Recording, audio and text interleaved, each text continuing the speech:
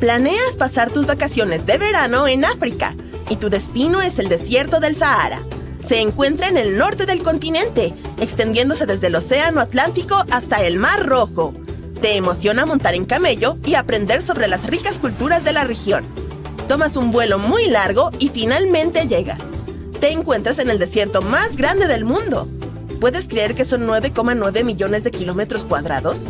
¿Estás listo para tu primera aventura después de beber litros de agua helada? El guía te da a elegir. Puedes pasar 2 semanas visitando una serie de oasis o puedes ayudarlos a resolver un misterio local. En lo profundo del desierto, cerca de una ciudad argelina, se encuentra un misterio que aún no ha sido resuelto. Una serie de enormes círculos en la arena. Hay docenas de ellos, que se extienden por kilómetros en línea recta. Fueron descubiertos a través de imágenes de Google Earth hace varios años. La gente ha debatido sobre ellos durante mucho tiempo, pero nadie parece conocer su origen. Lo extraño es que están a muchos kilómetros de distancia de cualquier pueblo, carretera o actividad humana. La forma más rápida de descubrir la verdad detrás de los círculos es haciendo preguntas. Tomas tu cuaderno y te dispones a hablar con los lugareños. Cualquiera puede servirte en este escenario: geógrafos, antropólogos, ancianos e historiadores. La primera persona con la que hablas es un experto en mapas. Debes averiguar si esos círculos son reales o se trata de una falla del satélite. Terminas entrevistando a las personas que toman las imágenes satelitales de Google Earth. ¿Los círculos están realmente ahí? Aparecen en múltiples fotografías de muchos años. Entonces, averigüemos por qué están allí. Después de 2 días de entrevistas, tienes tu primera pista. Los círculos podrían ser el resultado de la actividad petrolera. Los expertos te explican por qué esto tiene sentido. Argelia es un área rica en recursos naturales, por lo que esta sería una suposición sensata. Por lo general, para averiguar si hay algo que valga la pena extraer, las empresas realizan estudios sísmicos. Estos permiten analizar la superficie de la Tierra enviando ondas de choque al suelo. Dependiendo de cómo reboten estas, se sabe que se encuentra allí. Un vehículo especial podría haber dejado marcas en el suelo de esa manera. Entonces, ¿resolvimos el misterio? No del todo. Como sabes, el desierto del Sahara es una de las zonas más secas del planeta. Las altas temperaturas promedio en verano superan los 40 grados centígrados. Para sobrevivir allí, las personas necesitan encontrar formas de acceder al agua. Así que estos círculos podrían ser una especie de ruina o restos de antiguos pozos de agua. Una vez más, diría que esta es una suposición sensata. ¿Listo para hacer la verificación de esta hipótesis? Algunos antropólogos coincidieron en que estos círculos podrían ser los antiguos fogaras. Fogara es el nombre de un estilo de sistema de riego de 2500 años de antigüedad, que generalmente se encuentra en el norte de África. También se lo conoce como knot en otros lugares del norte de África. Los lugareños cavan un pozo profundo en un punto elevado, lo suficientemente profundo como para alcanzar el agua subterránea. Luego, hacen pozos paralelos a distancias regulares. Luego, cavan un canal subterráneo que conecta la ciudad con el pozo. Únicamente con la ayuda de la gravedad, el agua corre desde el pozo hasta la ciudad. Esa tecnología tradicional proporcionó agua para cultivos, ganado y humanos. Digamos que estos pozos hicieron posibles los oasis creados por humanos. Incluso el nombre del pueblo más cercano era una indicación de que esto podría ser cierto. Tal denominación es Fogaret Essaouia, que de hecho significa fogaras, esos antiguos pozos. Esta pista estaba demostrando ser muy precisa. Decides viajar hasta allí para comprobarlo por ti mismo. Tomas un autobús, te sientas y disfrutas el viaje. El paisaje del norte de Argelia está repleto de pueblos de aspecto antiguo. Incluso ves ruinas de pozos en el camino, en las afueras de ciudades más pequeñas. Al abrir las imágenes satelitales de Google, puedes observar las marcas de Knot en el suelo, una serie de agujeros que recorren varios kilómetros. Pero tan pronto como llegas, descubres que estabas equivocado. Dale Lightfoot, uno de los principales expertos mundiales en knots, dijo que los círculos definitivamente no eran eso. Incluso las imágenes del satélite confirman esta diferencia. Estábamos tan cerca. Aparentemente los knots o fogaras no correrían en línea recta y no tendrían forma de círculos. Otra pista de que esta no era la respuesta es que no había pueblos al final de ellos. Los círculos estaban muy lejos de cualquier actividad humana. Y los Knuts se construyeron explícitamente para proporcionar agua a los asentamientos humanos. Bueno, fue un buen intento. Estabas por renunciar a este misterio cuando decides hacer una excursión más. Te llevas días de preparación, camionetas, comida y equipo. Todo para poder desentrañar el misterio de los círculos del Sahara. El primer día conduces más de 160 kilómetros en el desierto. Siempre tuviste curiosidad por observar cómo era esta parte del mundo. Allí no se ven más que dunas de color amarillo mostaza. Sin embargo, el cielo nocturno es bastante lindo. Puedes ver toda la Vía Láctea con tus propios ojos. Acampas y duermes bajo un dosel de estrellas. Al día siguiente, la tensión crece. No tienes señal en el celular. ¡Oh, rayos! Pero afortunadamente colocaste las coordenadas de los círculos en Google Maps. ¡Y sorpresa! El modo sin conexión funciona. Sigues las coordenadas, pero te llevan por el mal camino. Empiezas a ponerte nervioso pensando que todo esto fue en vano. Pero tú y el equipo se suben al auto y conducen unos pocos kilómetros más para llegar a las coordenadas. Después de un viaje lleno de baches, no puedes creer lo que ves. Ahí está. Un enorme cráter excavado en la arena, rodeado por 12 agujeros más pequeños. Desde arriba parece un reloj, sin las agujas, por supuesto. Desde el suelo se ven muy tenues, tanto que casi no los notas. Buscando en el área, notas que todos los agujeros tienen algo similar. Alambres de metal. Alambres delgados que puedes jalar del suelo. Están enterrados profundamente, así que empiezas a cavar. Un objeto comienza a aparecer. ¡Oh! Parecen viejas barras de dinamita. Esto sin duda te sorprende. Mejor dejar de cavar para evitar accidentes. Al final, te sientes satisfecho, pero aún curioso. ¿Para qué podría ser toda esta dinamita? ¿Y quién la puso allí? Lo que viene después es el punto de inflexión de tu aventura. Caminando de regreso al auto, ves algo brillando en el suelo. Te acercas con curiosidad. Es redondo, está oxidado y parece... ¿una lata de sardinas? ¿Qué hace esto aquí? ¿Podría darte más pistas sobre el misterio de los círculos? Por si acaso la recoges y la metes en el auto. De vuelta en la ciudad, las piezas del rompecabezas comienzan a revelar la historia detrás de los círculos del Sahara. Traes fotos y la lata de sardinas y se las enseñas a los expertos locales. Analizan su material y te dan un veredicto sorprendente. Resulta que tu primera suposición fue la más cercana a la realidad. Entonces, ¿qué pasó con esa suposición? ¿Por qué necesitábamos seguir investigando un poco más? Bueno, porque era solo una verdad a medias. Los círculos del Sahara no son una huella de estudios sísmicos. Cuando se hicieron, esta tecnología ni siquiera existía. Pero están relacionados con la exploración petrolera. Los agujeros llenos de dinamita eran un método antiguo para la búsqueda de petróleo. Los círculos son los restos de los topógrafos que buscaban recursos bajo tierra. ¿Y las latas de sardinas? Bueno, fueron dejadas por los trabajadores que realizaron los trabajos de explosión. Tenían que comer. El desierto del Sahara es tan grande que cubre el 8% del territorio mundial.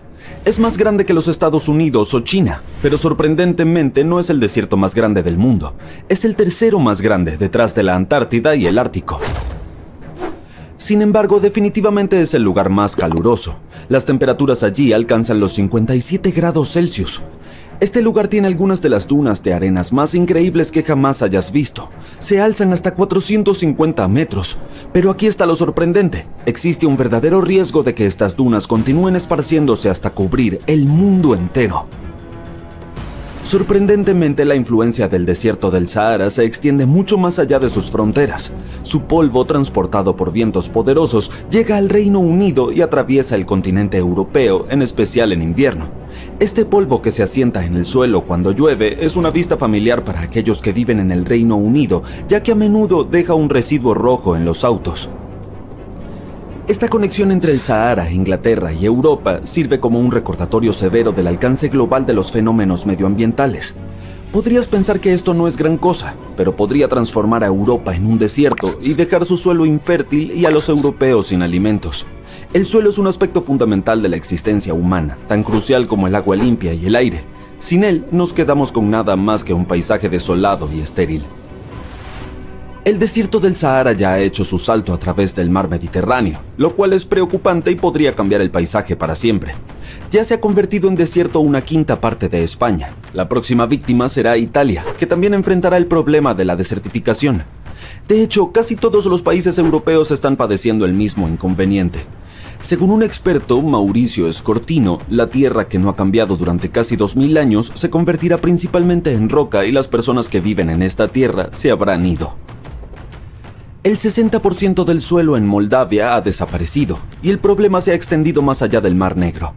Ha llegado hasta China y Mongolia, a miles de kilómetros de distancia del desierto del Sahara.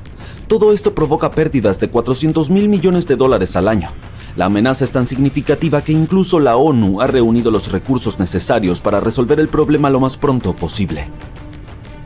Italia está enviando ayuda a África para detener la expansión del Sahara.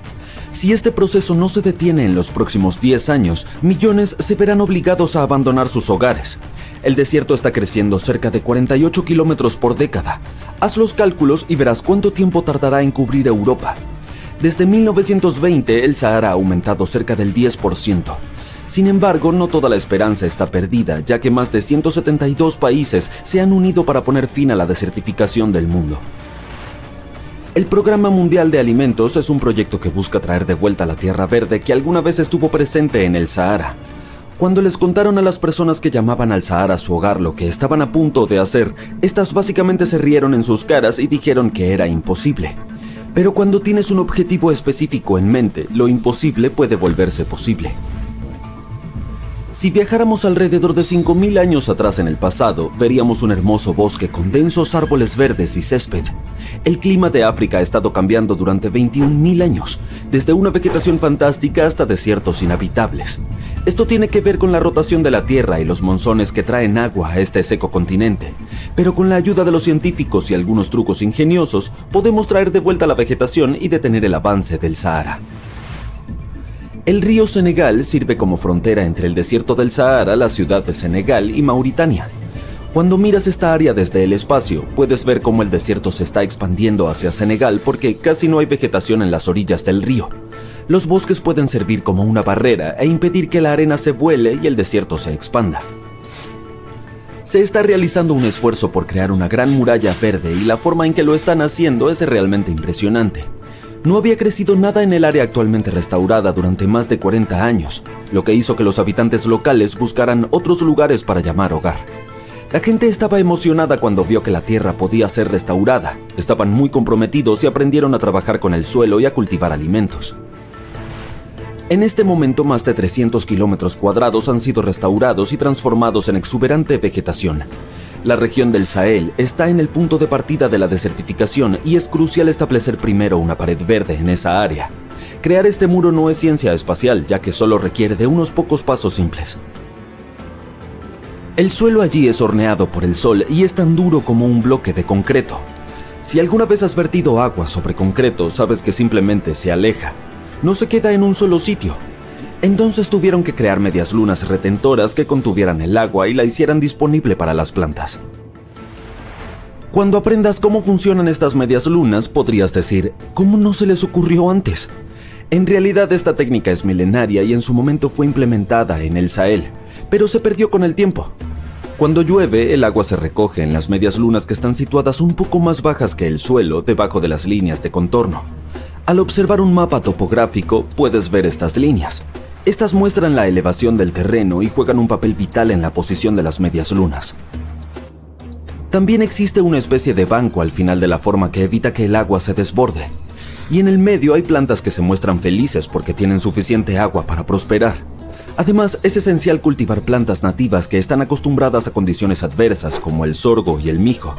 Estas han sobrevivido allí durante miles de años y producen una buena cantidad de biomasa, lo que significa que la tierra en la que crecen puede ser rehabilitada más rápido y la gente tendrá alimento más pronto. El agua que ingresará a las medias lunas no se perderá, penetrará en el suelo y repondrá las aguas subterráneas. Esto garantizará que nunca se agotará el H2O del suelo y que las futuras generaciones tendrán agua utilizable. Esta brillante técnica de plantación no se limita a las medias lunas. Las personas también crean líneas y plantan varios vegetales como tomates. A continuación, hay lugares solo para árboles como limones o naranjas. Después de un largo y caluroso día, nada es mejor que una limonada fría recién hecha.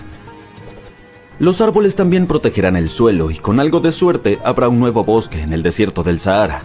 El objetivo es replicar la dinámica forestal. Comenzar con pequeñas plantas y expandirse gradualmente a plantas más grandes que son más útiles que las diminutas. El propósito es plantar más de 10.000 árboles. En este momento muchas personas están dejando el Sahara después de la temporada de lluvias, yendo a las ciudades o abandonando África por completo. En esta época del año los pueblos parecen ciudades fantasma.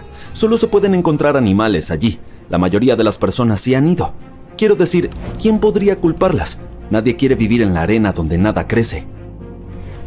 Por suerte, con toda esta nueva antigua tecnología que se ha desarrollado, muchas personas están regresando lentamente pero con seguridad a sus tierras y comenzando a trabajar en la agricultura.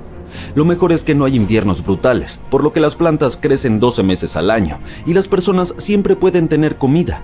La gente se está volviendo más social porque ahora todos permanecen en sus aldeas y no viajan mucho. Si este proyecto resulta, África se salvará y el mundo no se convertirá en un desierto gigante. Algo inusual ha estado ocurriendo en el desierto del Sáhara. En regiones que antes eran totalmente áridas, los científicos detectan ahora rastros de agua. Imágenes satelitales muestran brotes de vegetación extendiéndose por zonas que antes eran pura arena. En algunos lugares se forman lagos estacionales tras las lluvias. Y en ciertas regiones, el agua subterránea incluso empieza a reaparecer cerca de la superficie. Esto plantea una pregunta sorprendente.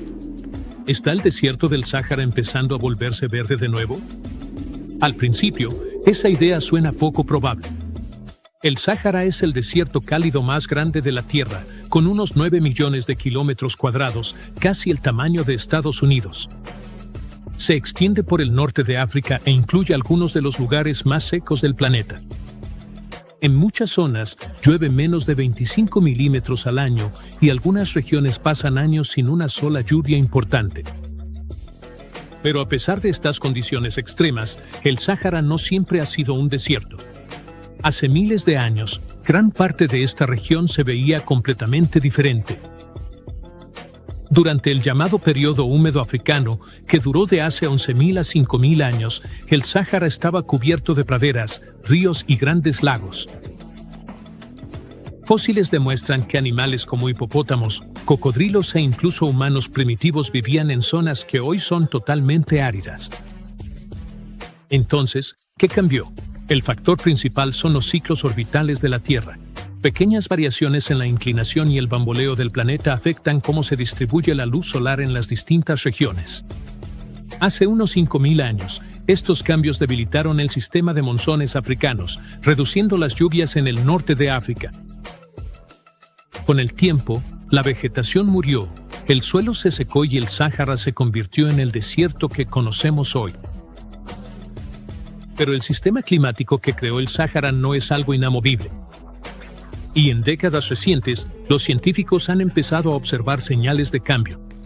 Datos satelitales de los últimos 30 a 40 años muestran que partes del Sáhara, sobre todo al sur en el Sahel, han tenido más lluvias. En algunas zonas la lluvia subió del 10 al 30% comparado con las graves sequías de los años 70 y 80. Este aumento de las lluvias ha tenido efectos visibles. La vegetación se ha extendido por partes del Sahel, con pastos y arbustos volviendo a zonas que antes estaban yermas. Investigadores que usan imágenes satelitales han rastreado una tendencia de reverdecimiento en gran parte del norte de África. En algunos casos, se han formado lagos temporales en cuencas bajas del desierto tras fuertes lluvias. Estos lagos pueden durar solo semanas o meses, pero indican que el agua es más accesible en regiones que antes eran extremadamente áridas. Otro factor importante es el agua subterránea. Bajo el Sáhara yace una de las mayores reservas de agua subterránea del mundo, el sistema acuífero de arenisca de Nubia. Este acuífero contiene vastas cantidades de agua fósil acumulada hace miles de años, cuando la región era mucho más húmeda. En ciertas áreas, cambios en las lluvias y el suelo pueden permitir que parte de esta agua subterránea suba a la superficie. Aunque esto no significa que se cree agua nueva, puede hacer que la existente sea más accesible en regiones localizadas. Sin embargo, la situación es compleja. No todas las partes del Sáhara se están volviendo más verdes. Mientras unas áreas muestran más lluvias, otras siguen muy secas o incluso sufren temperaturas y tasas de evaporación más altas. Modelos climáticos sugieren que el calentamiento global podría intensificar los patrones climáticos, causando lluvias torrenciales y sequías largas. Esto significa que el Sáhara no se está volviendo verde de manera uniforme. En cambio, se está volviendo más variable. Algunas regiones verán más vegetación y agua estacional, mientras otras seguirán enfrentando condiciones desérticas. También hay evidencia de que la actividad humana influye en estos cambios. La gestión de tierras, agricultura y reforestación en partes del Sahel han ayudado a estabilizar suelos y el crecimiento vegetal. Proyectos como la Gran Muralla Verde buscan restaurar tierras degradadas en África plantando árboles y mejorando el uso del suelo. Estos esfuerzos pueden mejorar la recuperación natural de la vegetación, sobre todo si se combinan con más lluvias. Pero los científicos son cautelosos al hacer predicciones a largo plazo. El período húmedo africano se desarrolló durante miles de años debido a cambios graduales en la órbita terrestre. Los cambios actuales en el Sáhara ocurren en plazos mucho más cortos y dependen de la variabilidad natural y del cambio climático humano. Algunos modelos climáticos sugieren que partes del norte de África podrían tener más lluvias en el futuro. Otros predicen que las condiciones desérticas se expandirán debido al aumento de las temperaturas. En este punto, ambas tendencias son posibles, dependiendo de cómo evolucionen los sistemas climáticos globales. Lo que está claro es que el Sáhara es más dinámico de lo que parece. Incluso el desierto más grande de la Tierra no es estático. Responde a cambios en el clima, la circulación atmosférica y las condiciones ambientales. Hoy, en ciertas regiones, los pastos vuelven, el agua se estanca brevemente y los ecosistemas reaparecen donde antes no había nada. Estos cambios son pequeños comparados con la inmensidad del desierto, pero son medibles y son reales. La idea de un Sáhara verde puede sonar a algo del pasado remoto, pero la evidencia muestra que con las condiciones adecuadas, el paisaje puede volver a cambiar. Por ahora, los científicos siguen monitoreando patrones de lluvia, crecimiento de vegetación y sistemas de agua subterránea en todo el norte de África. Porque incluso en uno de los lugares más áridos de la Tierra, el entorno sigue evolucionando. El desierto del Sahara parece un mar dorado visto desde arriba. Vemos dunas interminables, muchos oasis azules y verdes, y una enorme mancha negra que cubre un área de casi 44.000 kilómetros cuadrados. Espera, ¿qué? ¿Qué es eso? Es un territorio bastante gigantesco, pero ¿por qué casi no hemos oído hablar de él y nunca lo hemos visto en películas o documentales? Quizás apareció hace poco. Pues no. Esta mancha negra tiene millones de años de antigüedad. Bajemos a explorar la zona. Desde arriba se ve plano, pero en realidad es extremadamente irregular. Hay colinas negras, laderas y extraños conos altos por todos lados. Algunos alcanzan una altura de más de 100 metros. Es más alto que la Estatua de la Libertad, y el pico más alto llega a unos 1.190 metros sobre el nivel del mar. Todas estas formaciones parecen estar calcinadas. Toda esta área parece un enorme campo de pruebas donde algo grande explotó, o donde hubo un incendio a gran escala. En cierto modo, es verdad. Hubo fuego aquí, no sobre la tierra, sino debajo de ella, y luego brotó. Todo este territorio está cubierto de lava fundida. Salió del suelo y se extendió en distintas direcciones, quemando todo a su paso.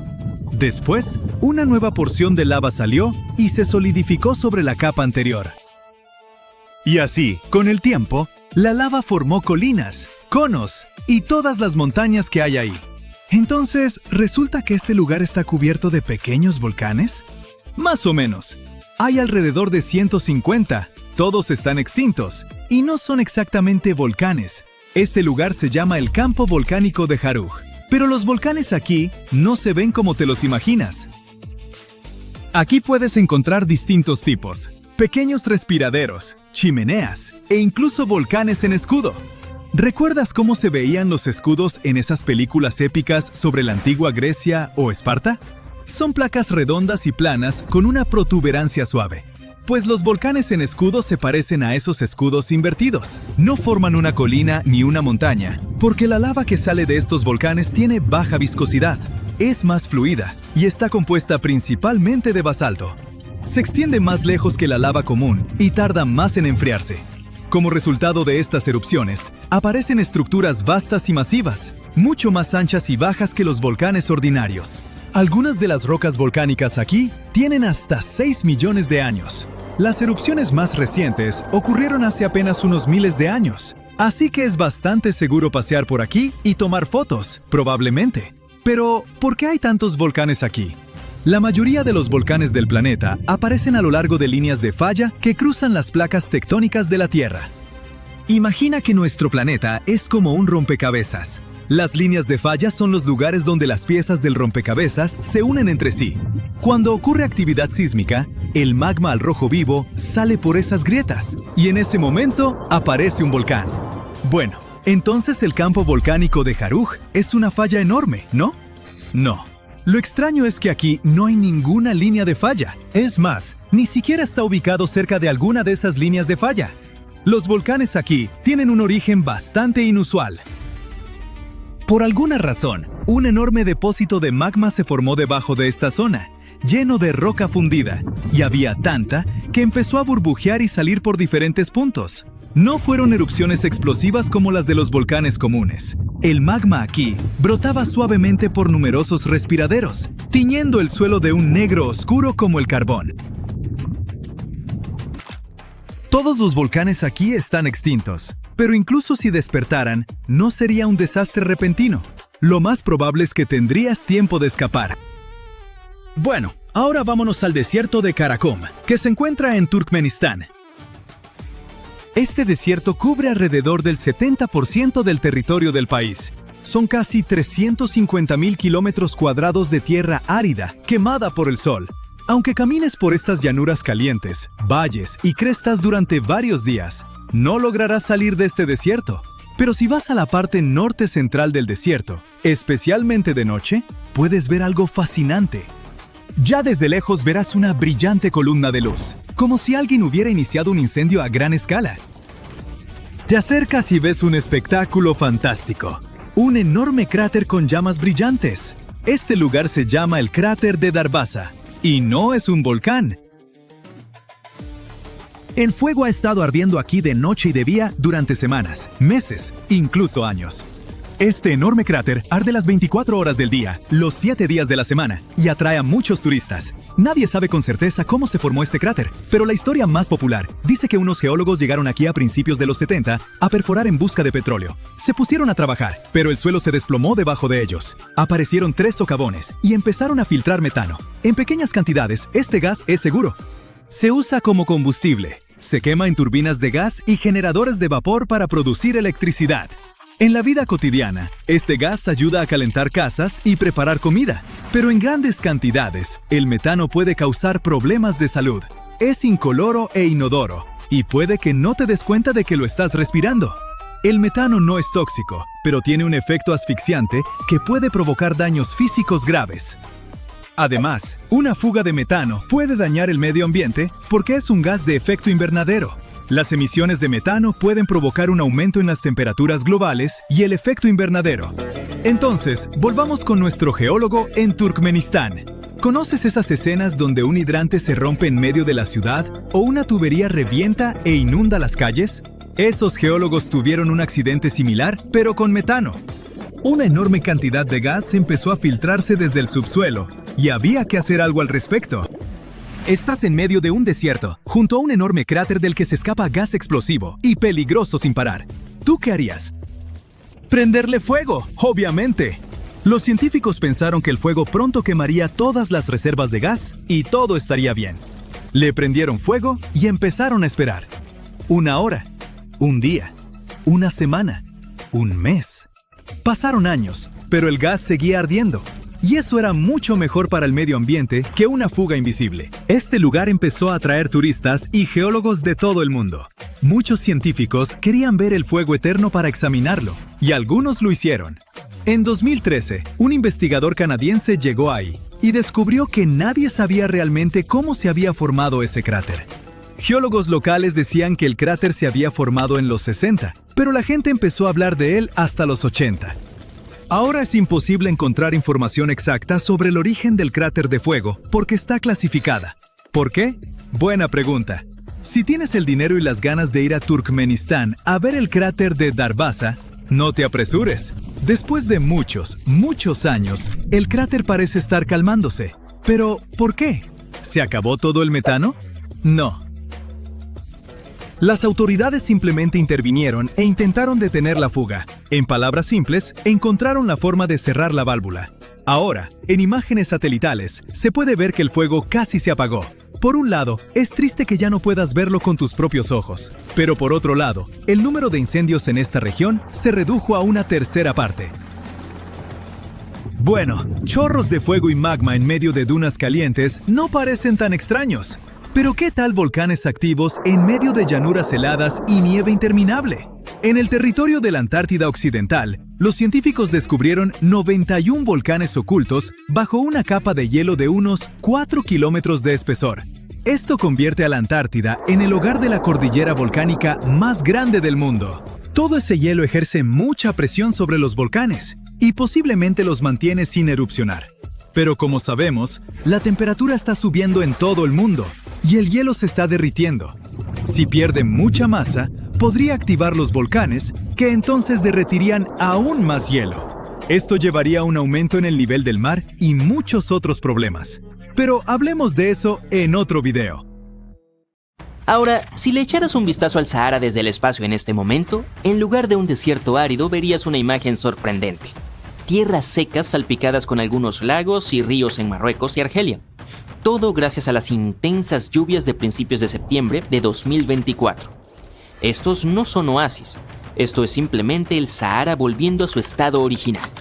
Aunque parezca increíble, hace eones, uno de los desiertos más grandes del mundo era en realidad un paraíso lleno de vegetación exuberante. Primero veamos cómo el Sahara se convirtió en un desierto. Durante la última edad de hielo, nuestro planeta era mucho más frío y grandes capas de hielo cubrían gran parte de la Tierra. En ese tiempo el desierto del Sahara era significativamente más grande de lo que es hoy y en nuestro planeta había menos bosques tropicales. También, las temperaturas más frías cambiaron cómo se distribuía la lluvia en los trópicos. Normalmente el aire cálido asciende en esas zonas, lo que ayuda a crear lluvia. Como durante la edad de hielo hacía más frío, este sistema se desordenó y cayó menos lluvia en algunas áreas. Y esto provocó condiciones más secas y desérticas en lugares que suelen ser más húmedos. También había mucho polvo flotando en el desierto del Sahara, que los científicos encontraron en sedimentos oceánicos antiguos. Pero hace alrededor de 12.500 años, sucedió algo sorprendente. Los niveles de polvo disminuyeron de forma considerable. Esto significó que el Sahara se volvió mucho más húmedo, lo que es un indicio de que el clima se calentó repentinamente por un tiempo antes de enfriarse de nuevo. Hace unos 12.500 años, el Sahara se volvió un lugar mucho más verde, como una sabana debido a un patrón climático llamado Zona de Convergencia Intertropical. Nombre complicado, lo sé. Esta se desplazaba al norte durante el verano. Este periodo húmedo alcanzó su máximo esplendor hace aproximadamente 4.000 años, cuando las temperaturas eran un poco más cálidas que hoy. En ese entonces caía más lluvia en las tierras altas de Etiopía, lo que hacía que el río Nilo transportara más sedimento. Sin embargo, luego hubo otro gran cambio llamado Evento de Heinrich, que provocó que la zona de convergencia intertropical se moviera hacia el sur. Esto llevó a que las regiones del Sahara y Arabia se secaran rápidamente, y debido a esto, el río Nilo experimentó muchas menos inundaciones entre el 2700 y el 2100 a.C. En resumen, bueno, demasiado tarde para eso. El Sahara ha pasado por ciclos húmedos y secos debido a cambios en el clima y los patrones meteorológicos a lo largo de miles de años. Hasta hace poco lo conocíamos en su era seca, pero en septiembre de 2024 un ciclón inusual pasó a través de la región. Afectó Marruecos, Argelia, Túnez y Libia y llenó esos lagos y ríos secos. Las imágenes satelitales de antes y después de las lluvias, proporcionadas por la NASA, son impresionantes. Es como si el Sahara hubiera tenido un cambio de imagen. De hecho, algunas áreas del norte de África recibieron hasta 20 centímetros de lluvia. Como referencia, Seattle recibe aproximadamente 1 metro al año, solo 5 veces lo que el Sahara recibió. Digo solo por una razón simple. Seattle tiene la reputación de ser bastante lluviosa, mientras que el Sahara definitivamente no. Pero la parte complicada es que esos 20 centímetros, que son básicamente la cuota anual de esta área, cayeron en cuestión de momentos. Así que de cierta forma podría haber parecido más lluvioso en el Sahara que en Seattle. Las montañas canalizaron el agua hacia los lagos efímeros como Sebha y Melá, en el norte de Argelia, que recientemente se expandieron a más de 180 kilómetros cuadrados y alcanzaron profundidades de más de 2 metros. Es suficiente agua para mantenerlos durante un año completo. Pero, ¿qué son exactamente estos lagos efímeros? Bueno, son cuencas que se llenan por un corto tiempo cada año, pero que pueden permanecer secas durante varios años. Bueno, si la lluvia no coopera. A veces, el agua fluye hacia ellas desde un área pequeña alrededor, o simplemente puede ser la clásica y buena lluvia. Pero surge una gran pregunta. ¿Cómo es que estos lagos existen en primer lugar? Por lo general, se forman porque hay un exceso de agua atrapada en la superficie, pero el suelo en el Sahara es increíblemente seco. ¿No debería actuar como una esponja? Debe estar sediento de humedad. Piensa en cómo tu planta en maceta absorbe ansiosamente el agua cuando regresas a casa de vacaciones. Sin embargo, por más reseco que esté, el suelo seco solo puede absorber una cantidad limitada de agua, que a menudo es bastante pequeña. Y al igual que tu planta en maceta, no necesariamente la absorbe toda. Podrías estar sobreregando, o si miras el plato debajo, podrías encontrar una mini inundación.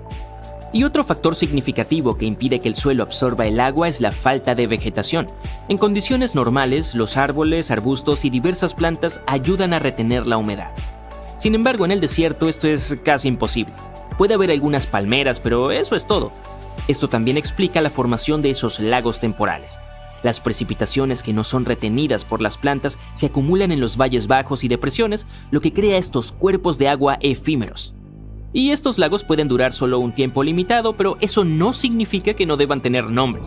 Por ejemplo, el hermoso lago adornado con palmas ondulantes que ves se llama Lago Yasmina, ubicado en el oasis de la ciudad de Merzouga. En ciertas áreas del desierto donde las dunas se elevan, puede parecer que estás mirando un espejismo, pero no es así. Las dunas de arena están parcialmente cubiertas por agua. ¿Recuerdas cómo mencioné 20 centímetros? Bueno, eso no es del todo exacto para algunas regiones. De hecho, hay lugares donde la inundación es tan extensa que las palmeras están sumergidas hasta las copas. Y la última vez que vimos una tormenta tan intensa fue hace 30 a 50 años. Pero esta lluvia es más que bienvenida. Después de 6 años consecutivos de sequía, Marruecos realmente la necesitaba. Lagos que habían estado secos durante décadas, como el lago Iriki, finalmente están recibiendo el agua tan necesaria. Un análisis reciente reveló que de las cientos de tormentas que han golpeado la región desde el año 2000, solo 6 trajeron suficiente lluvia para comenzar a llenar el lago Sebha. Y de esas solamente 2 resultaron en un nivel del lago más alto de lo que vimos en septiembre de 2024. Así que aunque esta lluvia torrencial parezca una bendición, la gran pregunta es, ¿durará? Y la respuesta es sí. Cuando el aire húmedo de cerca del Ecuador se encuentra con el aire caliente y seco del norte, el desierto del Sahara tiende a recibir más lluvia. Los científicos dicen que esta zona de colisión se está desplazando más al norte a medida que el planeta se calienta y sigue calentándose. Por lo tanto, es probable que siga moviéndose de esa manera en las próximas décadas. Y sí, parece que estoy siendo un poco demasiado optimista al respecto, y la verdad es que las noticias no son del todo positivas. La realidad es que nadie estaba verdaderamente preparado para una situación de inundación como esta. Además, recuerda que esto no es algún país del sudeste asiático donde la gente está muy acostumbrada a lidiar con el agua. Este es el árido Sahara. Dicho esto, creo que sabes a lo que me refiero. Trágicamente, al menos 18 personas perdieron la vida debido a las intensas lluvias en el sur de Marruecos. Las autoridades se están preparando para aún más lluvias intensas en la región, pero si ese es el caso, ¿podría eso significar que el Sahara está enfrentando la extinción? ¿Y qué significaría eso para nosotros? Puede sonar un poco extraño, pero nuestro planeta en realidad depende de los desiertos y el Sahara no es la excepción. A primera vista podría parecer un páramo estéril y no hay mucho que destacar, pero los desiertos desempeñan un papel crucial en nuestro ecosistema. Actúan como importantes sitios de almacenamiento de carbono y se consideran sumideros netos de carbono, con el Sahara por sí solo conteniendo aproximadamente 1 billón de toneladas métricas de este. En la lucha contra el cambio climático, estos desiertos existentes son como un amortiguador, ya que ayudan a mantener las temperaturas dentro de niveles aceptables. Sí, los desiertos son abrasadoramente calientes, pero actúan como el aire acondicionado del mundo. Y además, las arenas del desierto son una fuente inesperada de nutrientes para áreas exuberantes, como las selvas tropicales. Aunque cueste creerlo, los científicos han descubierto que las partículas de arena del Sahara juegan un papel en la nutrición. Hace 11.000 años, el desierto más famoso del mundo, el Sahara, estaba completamente verde y repleto de vida, con lagos, ríos, praderas y bosques. Varios miles de años después, todo cambió. Pero luego, en 1877, un empresario escocés llamado Donald Mackenzie tuvo la ambiciosa idea de crear un mar justo en el medio del lugar. Mackenzie pensó que podría cavar un canal desde una laguna cerca de Cabo Judy en el noroeste de África hacia una gran llanura interior, el Dove. Él creía que esta área estaba muy baja, aproximadamente 60 metros por debajo del nivel del mar.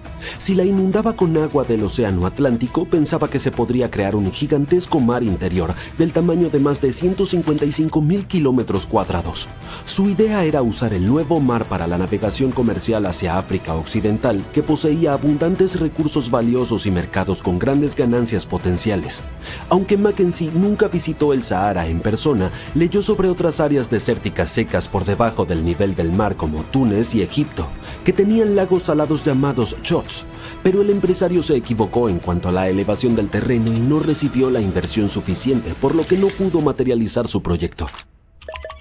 Un geógrafo francés llamado François-Élie Roudier y un diplomático, Ferdinand de Lesseps, quien desarrolló el canal de Suez, tuvieron una idea similar un año después.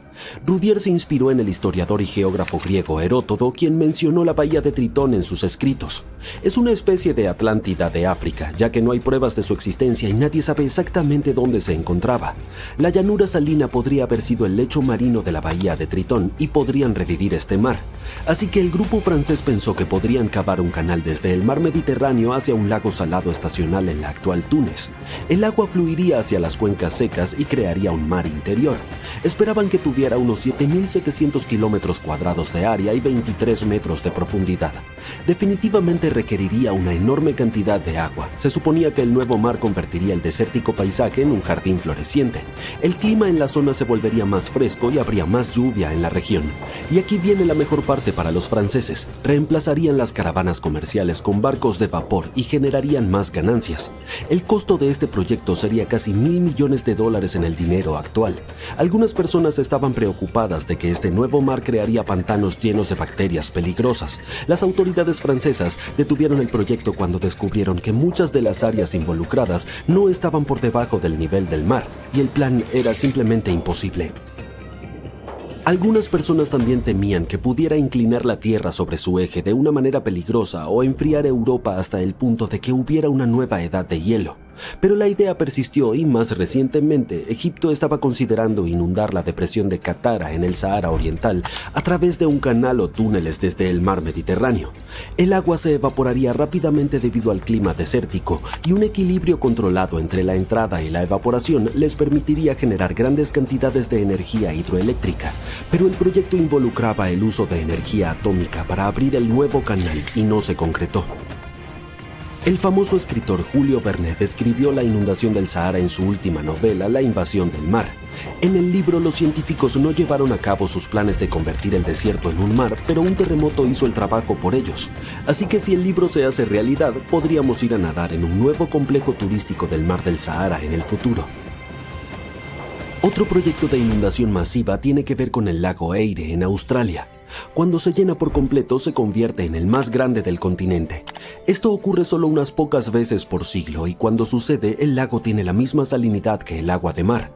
Cuando se seca, se vuelve extremadamente salado. Surgió la idea de inundar el lago Eyre con agua de mar con la ayuda de un gran canal o un oleoducto. Se suponía que esto haría que más agua se evaporara, lo que podría traer más lluvia a las áreas cercanas. Pero cuando los científicos hicieron sus cálculos, vieron que el aumento de la precipitación sería muy pequeño. Es tan complicado porque el lago Eyre está por debajo del nivel del mar y el área es realmente caliente, por lo que mucha agua se evapora cada año. Esto significa que la sal se acumularía muy rápidamente y el canal podría bloquearse con toda la sal. Si un gran canal enviara agua al lago, podría crear un pequeño mar, pero si no se elimina el agua salada, el lago acumularía toneladas de sal cada año. En 1930, varios científicos británicos sugirieron liberar de agua 100.000 millas cuadradas del Mar del Norte. Se suponía que enormes presas detendrían el agua y los ríos que desembocan en ese mar serían desviados hacia otro lugar a través de canales. Habría un ferrocarril que conectaría Londres con Berlín y un puente sobre el Canal de la Mancha. Amberes y Londres conservarían su acceso al mar y Rotterdam perdería su concurrido puerto. Esta idea nunca se hizo realidad, pero bastante recientemente un científico holandés y uno alemán propusieron un proyecto similar.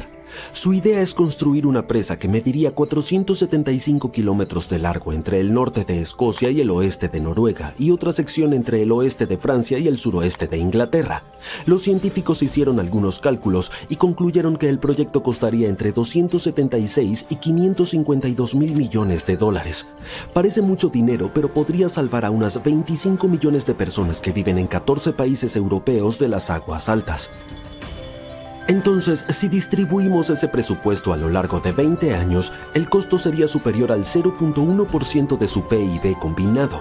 Y aunque parece ciencia ficción, ya tenemos la tecnología para construir algo así. La profundidad del Mar del Norte entre Francia e Inglaterra apenas supera los 100 metros y es alrededor de 127 metros entre Escocia y Noruega. Ya podemos construir plataformas fijas a más de 500 metros de profundidad, por lo que no debería haber problemas. Este proyecto convertiría la mayor parte del Mar del Norte en un enorme lago de agua dulce sin mareas y significaría grandes cambios en su ecosistema. Además, se volvería más costoso transportar mercancías a través de este mar. La industria pesquera perdería enormes cantidades de dinero y también costaría mucho construir bombas gigantes para transferir toda el agua de los ríos que actualmente desemboca en el Mar del Norte al otro lado de la presa. Así que lo mejor que pueden hacer los científicos es monitorear la situación y esperar que no sea necesario construir una presa de ese tipo. Un arquitecto e ingeniero alemán, Hermann Sorgel, tuvo una idea gigantesca de presa en los años 30. Se suponía que cambiaría completamente el interior de África con gigantescos mares interiores. El plan consistía en construir una enorme presa en el río Congo, donde este fluía a través de algunos valles profundos y estrechos tras unirse con el río Kwa. Esto crearía un lago masivo más grande que los estados de California, Nevada y Oregón combinados. Una vez que este gigantesco lago se llenara, se desbordaría hacia otro río, el Ubangi, que luego desembocaría en el río Chari, uno de los ríos que alimentan el lago Chad. Este último crecería mucho más, como se creía que era hace 10.000 años. El agua fluiría desde el lago a través de Argelia y Túnez directamente hasta el mar Mediterráneo. Este nuevo río sería lo suficientemente grande para que los barcos pudieran navegar. Podría sustituir a los trenes o aviones y facilitaría mucho el transporte de bienes y personas a través de África. En aquel entonces, la gente no pensaba mucho en cómo esto podría dañar la naturaleza y se centraba en cómo ayudaría a la economía. El desierto del Sahara es como una película de Mad Max. Un calor abrasador, dunas infinitas y un páramo desolado en general. Un lugar donde nadie podría vivir, ¿verdad? Pues bien, olvida todo lo que sabes sobre él porque hace 5.000 años el Sahara era un paraíso exuberante de praderas, lagos y ríos y el hogar de una civilización fantasma que desapareció sin dejar rastro. Nuestra historia comienza en la década de 1930 cuando el explorador húngaro se topó con una cueva en medio del Sahara. Dentro encontró algo insólito: antiguas pinturas rupestres de personas que nadaban en un lago rodeadas de jirafas, hipopótamos y cocodrilos. En ese momento todos lo desestimaron como una representación simbólica del más allá porque, en serio, ¿quién podría imaginarse un lago en el Sahara? Avancemos unos 70 años cuando un grupo de arqueólogos hizo un descubrimiento que cambió el curso de la historia. En un refugio rocoso en Libia desenterraron 15 momias junto con canastas, vasijas de cerámica y otros objetos cotidianos. Esto puede parecer basura prehistórica para la mayoría de la gente, pero para los arqueólogos era como descubrir una pieza clave de evidencia. Esas personas no solo estaban de paso, vivieron allí. Verás, no eran simplemente cualquier tipo de momias, eran algunos de los humanos naturalmente momificados más antiguos jamás encontrados, con una antigüedad de más de 7000 años. Toma eso, Egipto. 2 de ellas todavía tenían ADN legible, preservado gracias a un raro proceso de momificación natural, casi un milagro si se considera la habilidad del clima del Sahara para convertirlo todo en carne seca. Los científicos tuvieron dificultades para entender de dónde provenían esas momias durante un tiempo porque el ADN mitocondrial que recuperaron no fue en absoluto útil. Pero gracias al progreso científico finalmente lograron realizar un análisis del genoma completo, lo que reveló algunos secretos extraños. Aquellas personas pertenecían a un linaje humano completamente desconocido y vivieron aisladas del resto de la humanidad durante miles de años. Por décadas, los investigadores asumieron que el lugar donde vivían, el Sahara Verde, era como una autopista prehistórica, un exuberante corredor que humanos y animales utilizaban para migrar entre el África subsahariana y el Mediterráneo. Pero las momias demolieron esa teoría como un hipopótamo aplastando un castillo de arena. Su ADN no mostró ninguna mezcla genética con migrantes del África subsahariana ni de Eurasia. Sus genes se mantuvieron puros durante 7000 años. Sus parientes genéticos más cercanos no eran sus vecinos que vivían justo debajo del famoso desierto, sino algunos antiguos cazadores-recolectores de Marruecos e incluso personas que vivieron en República Checa, cuando aún no era un país, hace 50.000 años. Aún no estamos fuera de peligro porque esas momias también portan algunas pequeñísimas trazas de ADN de Neandertal, solo el 10% de la cantidad que se encuentra en los euroasiáticos modernos. Si prestaste atención en la escuela, entonces sabes que los neandertales vivieron en Europa y Asia y los primeros humanos solo se mezclaron con ellos después de migrar fuera de África. Pero estos habitantes del Sahara Verde nunca dejaron África, entonces, ¿cómo obtuvieron genes neandertales? La teoría principal es que sus ancestros se entremezclaron con los neandertales en el norte de África hace 50.000 años, antes de establecerse en el Sahara y cortar el contacto con el mundo exterior. Los arqueólogos también encontraron huesos de ganado y herramientas hechas de piedra y madera en ese refugio rocoso, lo que demuestra que esas personas llevaban un próspero estilo de vida pastoral. Este descubrimiento dejó a los científicos perplejos por un tiempo porque, si lo piensas, la domesticación de animales no se desarrolló en África. Entonces, ¿cómo lo aprendieron si nunca se relacionaron con otros? ¿Tenían tutoriales antiguos en YouTube? Probablemente no. Los investigadores creen que debieron haber intercambiado conocimiento con grupos vecinos, pero solo conocimiento, no saliva. Es casi difícil de creer que ningún forastero se mezclara con ellos. Después de todo, ¿quién no querría vivir en una civilización próspera en medio de un paraíso verde, bebiendo leche, comiendo carne e incluso usando sangre de animal como fuente de proteína?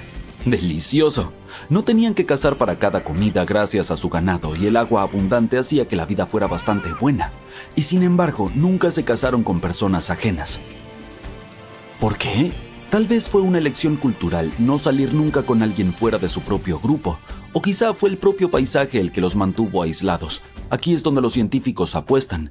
Creen que los densos bosques y ríos que existían en el Sahara Verde actuaban como un cartel de prohibido el paso de la naturaleza, lo que creaba una barrera geográfica que aislaba animales, plantas y sociedades enteras.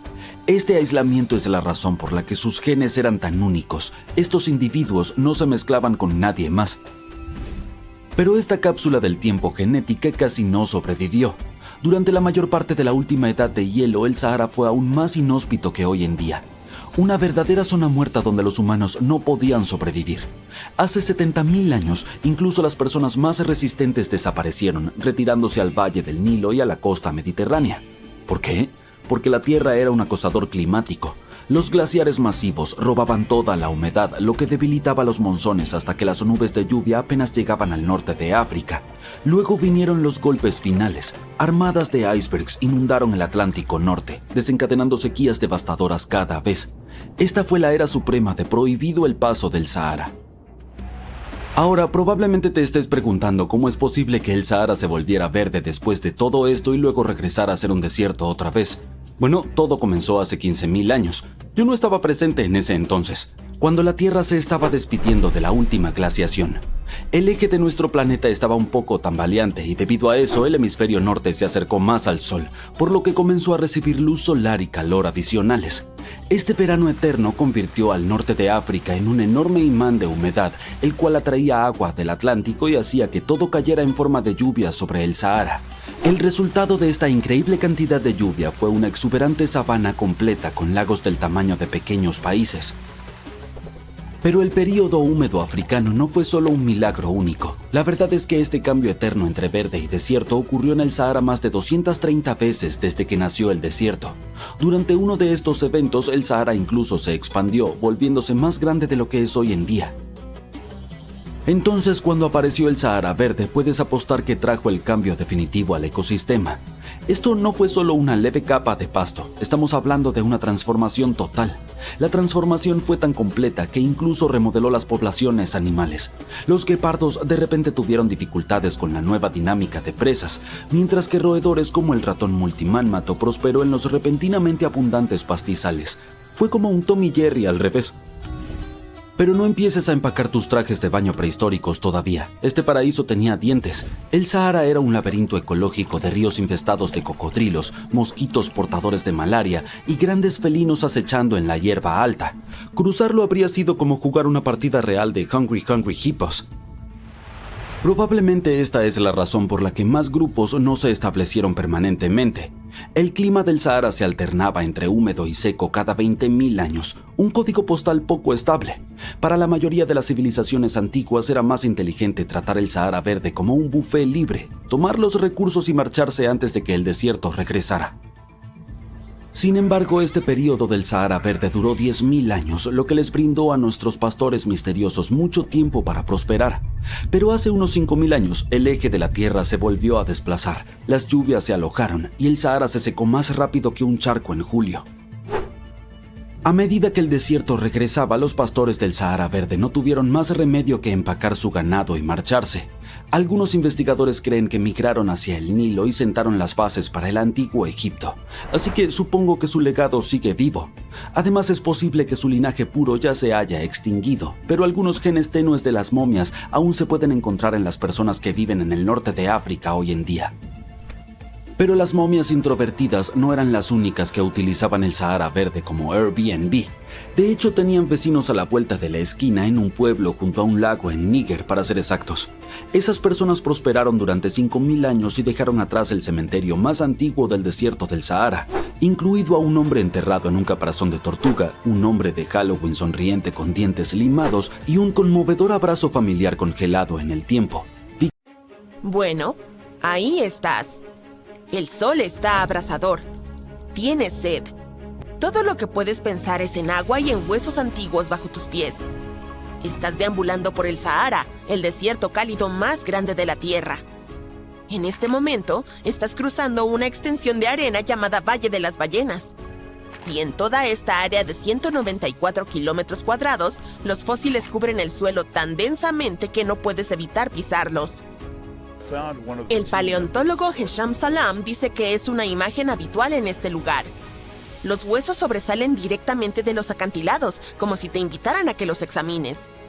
Puedes ver costillas esparcidas por todas partes. ¡Mira estas vértebras! ¡Son gigantescas! La criatura a la que pertenecieron debió medir 20 metros de largo. Los fósiles muestran que el animal tenía un cuerpo hidrodinámico como el de una ballena actual, pero aún conservaba características como patas traseras y pies. Para los científicos, esto significa algo muy emocionante. Podrían haber descubierto un esqueleto intacto de una ballena prehistórica. Era un animal que vivía en esta zona cuando Egipto estaba bajo el agua. Verás, hoy en día, el Valle de las Ballenas es el cementerio de ballenas antiguas más grande del mundo. Probablemente te estés preguntando qué están haciendo los animales marinos en un desierto a más de 160 kilómetros de la costa más cercana. Bueno, hace millones de años, este terreno estaba en el fondo de un enorme océano llamado el Mar de Tetis, que se extendía desde Europa hasta India. Cuando los niveles del mar bajaron, el océano dejó atrás un lecho marino cubierto de fósiles. Y ahora, los fósiles de algunas de las primeras ballenas conocidas descansan aquí. lo que ofrece a los investigadores una visión de cómo pudieron evolucionar las gigantescas ballenas oceánicas actuales. Los fósiles son sumamente detallados, incluso con parte del contenido estomacal todavía intacto. Los científicos también han encontrado fósiles de antiguos tiburones, cocodrilos y tortugas que ayudan a reconstruir cómo lucía este mundo marino hace millones de años. Los primeros huesos de ballena fueron descubiertos en 1902, pero no fue hasta la década de 1980 cuando realmente se comenzó a explorar el área, recién cuando el acceso a esta zona mejoró. Lamentablemente, algunos fósiles fueron llevados por coleccionistas antes de que el sitio se convirtiera en un área protegida. La mayoría de los fósiles se encuentran justo bajo la superficie, revelados por la erosión. El Valle de las Ballenas nos ofrece una asombrosa visión de millones de años de vida marina costera antigua. Pero sigamos adelante. Los fósiles de antiguos cetáceos no son el único descubrimiento que vas a hacer hoy. Durante más de 150 años, los científicos han estado desconcertados por una extraña criatura que vivió hace millones de años. Pero ahora, gracias a unos increíbles fósiles encontrados en Marruecos, finalmente lo han descifrado. Míralos. Estas criaturas se llaman bla bla bla. No, estoy bromeando. Son los estilóforos. Parecían una armadura aplastada con un largo brazo sobresaliente. Los investigadores descubrieron estas criaturas en 2014 y quedaron asombrados. Los fósiles databan de hace unos 478 millones de años. Encontraron alrededor de 450 especímenes y, para su sorpresa, algunos incluso tenían tejidos blandos preservados, algo muy raro. Antes de esto, solo conocían a los estilóforos por sus partes duras. Originalmente, los científicos pensaban que esas criaturas eran los antiguos equinodermos, animales como los erizos de mar y las estrellas de mar. Pero nuevos descubrimientos prueban que tenían un cuerpo central y un brazo alimentador similar al de las estrellas de mar modernas, completo con un sistema vascular acuático que les ayudaba a moverse y a alimentarse. Este hallazgo pone fin a un largo debate sobre dónde encajan los estilóforos en el árbol genealógico de los animales. Ahora sabemos que están relacionados con los equinodermos, pero son algo diferentes porque no tienen la típica simetría de 5 radios. ¡Oh! ¡Ven aquí y mira este fósil gigante! Fue encontrado en el Sahara y les brindó a los científicos nuevas perspectivas sobre el Spinosaurus, el dinosaurio carnívoro más grande que conocemos. Estos restos de 95 millones de años también confirman que fue el primer dinosaurio nadador conocido. El Spinosaurus tenía pies planos, parecidos a remos, y orificios nasales en la parte superior de la cabeza similares a los de un cocodrilo, lo que era perfecto para permanecer bajo el agua. Era un dinosaurio bastante extraño con un cuello largo, tronco, cola y una vela de 2 metros en la espalda. Así que debió pasar mucho tiempo en el agua. Con más de 15 metros de largo, el Spinosaurus podría haber sido incluso más grande que el T-Rex. Los primeros restos de Spinosaurus se descubrieron hace unos 100 años en Egipto. Pero este nuevo fósil, hallado en Marruecos, ayudó a los científicos a reconstruirlo por primera vez. Los investigadores prestaron atención a las extremidades traseras más cortas y a las garras anchas de la criatura, características que indican adaptaciones para la vida en el agua. Su hocico y sus huesos densos también sugieren que era un nadador, mientras que su vela con púas probablemente atraía a posibles parejas. Hola, guapa, ¿vienes por aquí a menudo? Y aquí hay otro descubrimiento asombroso hecho en Túnez: los restos del Maquimosaurus rex. Hasta ahora, se cree que es el cocodrilo más grande conocido. Este antiguo cocodrilo medía unos 10 metros de largo y pesaba alrededor de 3.000 kilogramos. Era un depredador superior hace unos 130 millones de años y su cráneo medía más de 1,5 metros de largo. Este hallazgo es muy importante porque demuestra que estos cocodrilos permanecieron más tiempo del que pensábamos. Antes de esto, los científicos creían que habían desaparecido durante un evento de extinción menor entre los periodos Jurásico y Cretácico. Bien, regresemos al hecho de que el Sahara estuvo alguna vez bajo el agua y que algunas de las criaturas marinas más grandes de todos los tiempos vivieron allí. Un estudio publicado en el Bulletin of the American Museum of Natural History habla sobre un cuerpo de agua antiguo llamado Estrecho Transahariano, que existió entre 100 y 50 millones de años atrás y que cubría partes del África Occidental. Los científicos pasaron 2 décadas tratando de recrear este mundo submarino prehistórico. Descubrieron que era cálido y poco profundo, hogar de criaturas bastante aterradoras, incluyendo bagres de 1,5 metros y serpientes marinas de 12 metros de largo. ¡Ay! La vía marítima estuvo aislada de los océanos más grandes durante largos periodos, lo cual pudo haber ayudado a que estos depredadores crecieran más, ya que los recursos siempre estaban disponibles. Es un caso clásico de evolución en acción, que lleva a lo que los científicos llaman gigantismo en entornos aislados. Pero toda esa agua no desapareció sin dejar rastro. Bajo las arenas del Sahara, los científicos han descubierto un enorme lago antiguo, al que llamaron un megalago. Tiene sentido. Este lago se formó hace unos 250.000 años cuando el río Nilo inundó el este del Sahara. En su mayor tamaño, este lago cubría más de 100.000 kilómetros cuadrados. También han encontrado evidencia de un lago más pequeño, a 150 kilómetros al oeste del Nilo, a un nivel ligeramente inferior y que cubre 50.000 kilómetros cuadrados. Todo esto se suma a la creciente evidencia de que, en su momento, el norte de África tenía muchos lagos que podrían haber creado rutas de migración y que ayudaron a los primeros humanos a desplazarse por el continente. Ahora, en el Sahara, puedes encontrar no solo fósiles de animales extraños. En mayo de 2020, se descubrieron algunas rocas raras con cristales verdosos en una región arenosa del desierto del Sahara, en el sur de Argelia. Cuando los científicos las examinaron, descubrieron que estas rocas no eran de la Tierra. En realidad, eran fragmentos de un meteorito llamado Erkchech 002. Este meteorito es súper antiguo. Es la roca volcánica más vieja que se haya encontrado jamás. Se fundió hace eras en el ardiente corazón de un protoplaneta antiguo que ya no existe. Los investigadores han publicado recientemente un estudio en Nature Communications y revelaron que han analizado isótopos de plomo y uranio en el Erkchech 002 y han determinado que tiene más de 4.500 millones de años.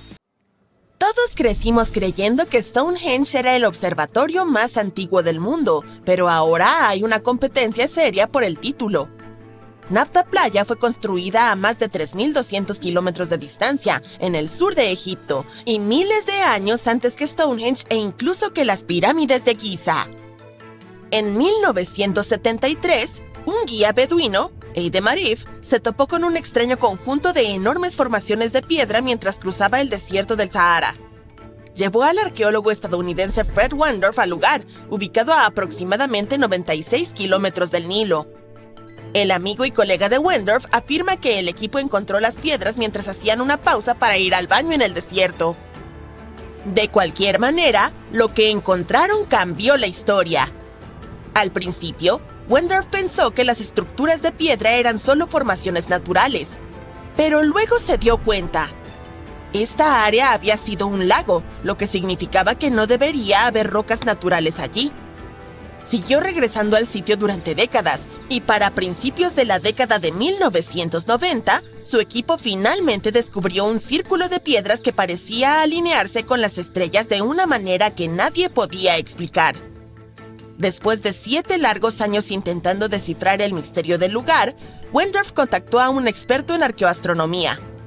Ellos estudian cómo las personas antiguas usaban las estrellas. Una noche, mientras el experto se sentaba en la fresca arena del desierto para contemplar las piedras, se dio cuenta de que formaban un patrón que irradiaba hacia afuera desde un enorme túmulo funerario. Una por una, al excavar en el sedimento, los megalitos enterrados empezaron a alinearse como los radios de una rueda. El equipo ya había utilizado la datación por radiocarbono para analizar muestras de hogares y techos de madera de tamarisco encontrados dentro del círculo de piedra. Nafta Playa tenía docenas de piedras de pie, todas de unos pocos metros de altura. Algunas de ellas se alineaban exactamente con el amanecer en días especiales y otras coincidían con estrellas brillantes en el cielo. Dentro del gran círculo había 6 piedras especiales que podrían haber sido utilizadas para rituales o para marcar momentos importantes del año.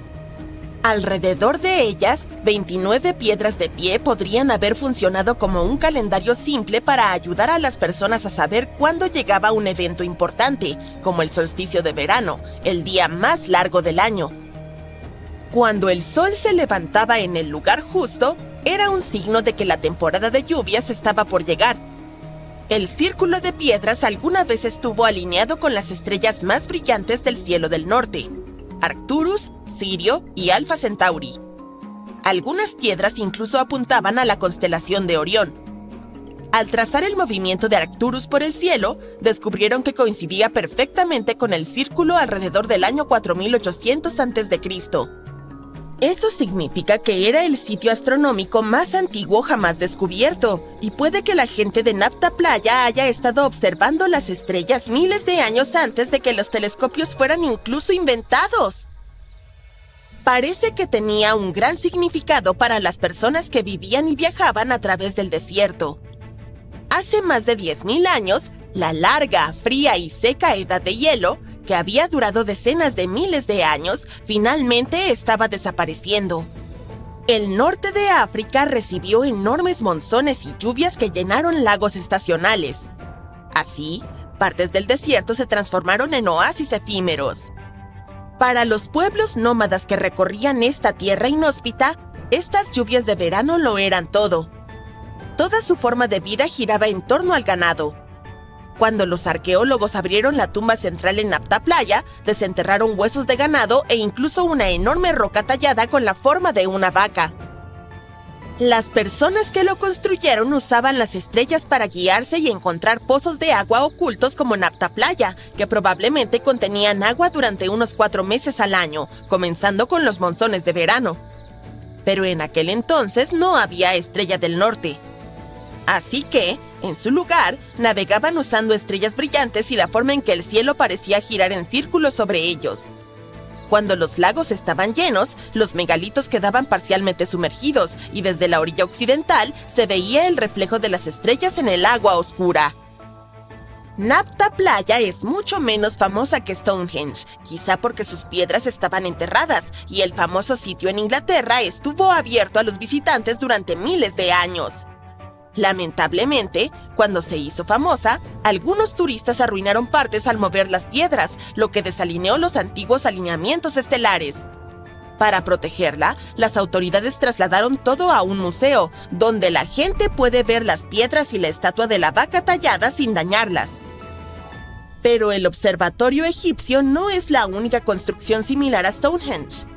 Existen versiones que fueron utilizadas con diferentes propósitos desde Alemania, donde se encuentra el Anillo de Pamelte, y Francia, con sus alineamientos de Karnak, hasta Estados Unidos y los Andes en el norte de Perú. Esta última es de hecho una de las estructuras grandes más antiguas jamás construidas en esta región. La plaza circular está hecha de 2 gigantescas paredes de piedra dispuestas en forma de anillo. Probablemente era utilizada para ceremonias y reuniones. Los científicos han datado con carbono que tiene aproximadamente 4.750 años, lo que significa que fue construida antes que las grandes pirámides de Egipto y Stonehenge. La plaza tenía 2 entradas y una capa especial de arcilla, tierra, grava y carbón vegetal debajo. Fue cuidadosamente planificada y construida. Arqueólogos también encontraron piezas de cerámica, cristales de cuarzo y piedras preciosas en el sitio, así que definitivamente era un lugar especial. Las personas lo visitaron durante siglos, pero en algún momento, alrededor del 500 a 200 a.C., fue clausurado, probablemente debido a cambios en las creencias y tradiciones. El descubrimiento más reciente, el cual tuvo lugar en febrero de 2025, fueron los restos de un gran círculo de madera aproximadamente de la misma antigüedad y con paralelismos a Stonehenge, hasta en Dinamarca. Esta estructura al aire libre probablemente formaba parte de una zona especial donde las personas prehistóricas del Neolítico tardío y la Edad del Bronce anterior se reunían para rituales y ceremonias. El círculo estaba compuesto por 45 enormes postes de madera, los cuales formaban un gran anillo de unos 30 metros de ancho. La madera ya no está, pero los científicos creen que en su momento se erigieron altos troncos en los agujeros y crearon un impresionante henge de madera. Nadie sabe exactamente para qué se utilizaban estos círculos, pero los arqueólogos han encontrado huesos de animales y restos de comida en sitios similares, por lo que probablemente la gente solía reunirse allí para festejos y rituales. En 2024, los científicos encontraron 2 antiguos círculos de piedra del periodo neolítico en el Parque Nacional Dartmoor en Inglaterra. Algunos arqueólogos creen que puede formar un arco sagrado. Muchas de las estructuras de piedra de Dartmoor fueron construidas en una forma curva en las zonas elevadas del centro del área. Hace mucho tiempo, Dartmoor estaba cubierto de bosques, por lo que la gente pudo haber utilizado las zonas elevadas como importantes referencias. Uno de los círculos recién descubiertos encaja dentro de este arco, pero el otro está fuera de él, hacia el norte. Esto pudo haber sido un punto de entrada al arco. También hay un banco elevado de tierra cerca de las piedras, que se asemeja a otros sitios neolíticos famosos como el Anillo de Brodgar en Escocia y el propio Stonehenge. Esto significa que las personas que construyeron estos círculos pudieron haber visitado Stonehenge o haberse inspirado en él. Arqueólogos en Omán encontraron antiguos monumentos de piedra llamados trilitos, que recibieron el apodo de Stonehenge árabe. Cuando piensas en una escena épica del desierto, con un sol abrasador, dunas sin fin y esos mágicos pequeños oasis, probablemente imaginas el legendario Sahara, ¿verdad? Pero, ¿qué pasaría si te dijera que hace 11.000 años esta vasta extensión de arena caliente lucía muy diferente de cómo se ve hoy? No lo sé, no estaba por ahí entonces. Pero me dicen que antes, lo que ahora llamamos desierto era un paraíso exuberante, lleno de lagos, ríos, llanuras llenas de hierba e incluso bosques frondosos. ¿A dónde se fue toda esa agua? Hay muchas historias sobre el pasado distante de nuestro planeta, cuando los desiertos estaban cubiertos de selvas y bosques, y luego ocurrió algo, como cambios climáticos o terremotos colosales, que convirtió las tierras verdes en dunas. Pero, ¿qué tal una teoría que afirma que el Sahara se convirtió en un desierto por causa de los humanos y... ¿las cabras? El Sahara ha experimentado su cuota justa de drama entre húmedo y seco a lo largo de los tiempos, principalmente gracias a pequeños cambios en la inclinación orbital de la Tierra que causan variaciones en la cantidad de radiación solar que llega a la atmósfera. Incluso hubo épocas llamadas los periodos húmedos africanos cuando la lluvia caía y transformaba el paisaje seco en un paraíso verde brillante. Pero entre 8.000 y 4.500 años atrás, algo extraño le sucedió a esta región. Ciertas zonas pasaron de húmedas a secas demasiado rápido como para explicarlo solo con cambios orbitales. En un abrir y cerrar de ojos, el exuberante Sahara se convirtió en el Sahara que conocemos hoy. Si les preguntas a los científicos por qué ocurrió, te dirán: «Oh, es solo una mala parametrización de los datos». Apuesto a que no lo entendiste, ¿verdad? Bien, déjame traducirlo de científico a humano común. Significa que no saben la respuesta y tienen un montón de piezas de rompecabezas faltantes. Pero mientras los científicos examinaban muestras antiguas de tierra y polen, notaron una tendencia peculiar. Donde quiera que hubiera pastores, es decir, humanos con sus animales domesticados, la vegetación parecía cambiar. Era como si cada vez que los humanos y sus amigos peludos vagaban por el verdor, lo transformaban en matorrales y desiertos poco después. ¡Ups! Sí, es probable que al sobrepastorear, los humanos estuvieran quitando humedad de la atmósfera, ya que las plantas liberan humedad, lo que ayuda a formar nubes, haciendo que el clima fuera más soleado y acelerando el fin del ambiente húmedo. Además, es posible que nuestros antepasados se sintieran demasiado cómodos usando el fuego para el manejo de la tierra, lo que aceleró aún más la desertificación. De todos modos, los científicos están seguros de que este verde Sahara con el tiempo se habría convertido de nuevo en desierto, incluso si los humanos no hubieran aparecido, gracias a los ritmos naturales de la Tierra. Así que no hay necesidad de culpar de este cambio abrupto solo a los humanos. Podría simplemente tratarse de la naturaleza y sus ciclos de vegetación y polvo que se retroalimentan. Es difícil determinar qué causó estos cambios, ya que todo está interconectado. Durante el último periodo húmedo, el Sahara estaba lleno de cazadores-recolectores. A medida que el clima se volvió un poco más seco, comenzaron a pastorear animales para alimentarse. El clima empujó a la gente a criar ganado. También es posible que el pastoreo haya acelerado la degradación del paisaje. Entonces, ¿qué fue primero? ¿El huevo o la gallina? O en este caso, ¿el humano o la vaca? Es difícil decirlo con la evidencia que tenemos ahora. Hoy en día, se puede decir con seguridad que el agua ya no es un gran problema en el Sahara, aunque sigue siendo un inmenso desierto y los tiempos de exuberantes bosques quedaron en el pasado. Pero la tecnología nos salva. Por ejemplo, el sistema acuífero de arenisca de Nubia, el mayor depósito de agua subterránea del planeta. Está ubicado bajo el borde oriental del desierto del Sahara y se extiende a través de 4 países del noreste de África: Sudán, Chad, Libia y Egipto, cubriendo unos impresionantes 2 millones de kilómetros cuadrados y con alrededor de 150,000 kilómetros cúbicos de agua subterránea. Mira las tuberías transportadas cuando se estaba construyendo. Es el proyecto de irrigación más grande del mundo.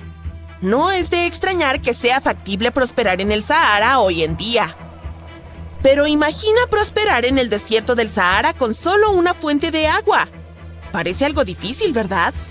Sin embargo, los antiguos garamantes hicieron precisamente eso. Sobrevivieron e incluso vivieron durante casi 1000 años sin monzones ni ríos que fluyeran hacia su paraíso desértico. Estas personas inteligentes fueron los pioneros de la vida urbana en las arenas, y ni siquiera los romanos pudieron evitar notar su genialidad. Mientras muchos pensaban que solo eran salvajes del desierto, los garamantes estaban ocupados construyendo un imperio en uno de los climas más duros de la Tierra. ¿Pero cómo lo hicieron? Pues eran ingeniosos, así que cavaron un montón de túneles subterráneos para acceder a un enorme acuífero de arenisca. Literalmente, estaban exprimiendo cada gota de vida de debajo de las dunas. Pero recientemente, las investigaciones mostraron que los garamantes no solo eran trabajadores, también tenían bastante suerte. Los garamantes tenían un acuífero subterráneo que llevaba agua hasta una colina donde construyeron más de 500 fogaras, que son sistemas de riego, y algunas se extendían hasta 4 kilómetros. Era como tomar agua con un sorbete, lo que les permitió regar sus cultivos durante casi un siglo, especialmente porque incluso una pequeña cantidad de lluvia ayudaba a recargar el sistema. Pero, con el tiempo, debido a la insuficiencia de lluvia, el acuífero se agotó, y alcanzarlo de nuevo hubiera significado excavar más túneles y depender de más personas. Ese es un problema complicado, considerando que estaban en medio de una escasez de alimentos y agua. Supongo que no hace falta que te diga qué le sucedió a los garamantes, ¿verdad? La caída de la cultura garamantiana podría estar vinculada a varios factores. Quizás haya sido por cambios climáticos o por el uso excesivo de sus recursos hídricos. En aquella época, el desierto del Sahara era, de hecho, tierra agrícola fértil, gracias en parte al ingenioso sistema de riego que los garamantes crearon. Pero debido a que el agua fósil no se puede reponer, con el tiempo, los niveles de agua subterránea descendieron bastante. Esto probablemente jugó un papel importante en el declive del reino hacia finales del siglo VII después de Cristo. Eso suena como alguien que ganó la lotería, se gastó todo el dinero y regresó a su antiguo trabajo poco atractivo una vez que la cuenta bancaria quedó completamente vacía. Por cierto, aunque los garamantes hayan dejado algunos mensajes de sabiduría secreta para nosotros, lo más probable es que nunca entendamos lo que querían decirnos.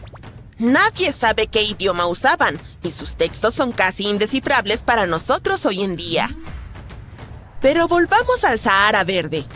Entonces, se transformó en un desierto hace unos 4,500 años, pero hoy en día podemos entender cómo vivía la gente en esos tiempos en el Sahara gracias a los parques naturales de África que tienen la mejor galería de arte al aire libre.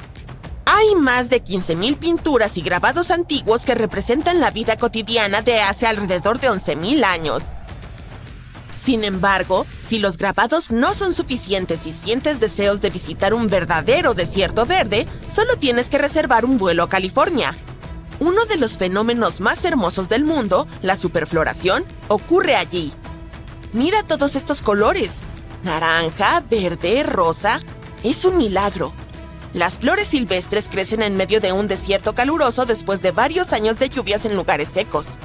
Es un paisaje tan brillante y colorido que las superfloraciones pueden verse desde el espacio. Este fenómeno raro puede observarse en otros lugares áridos y desiertos del oeste y sur de África, Australia Occidental y Chile.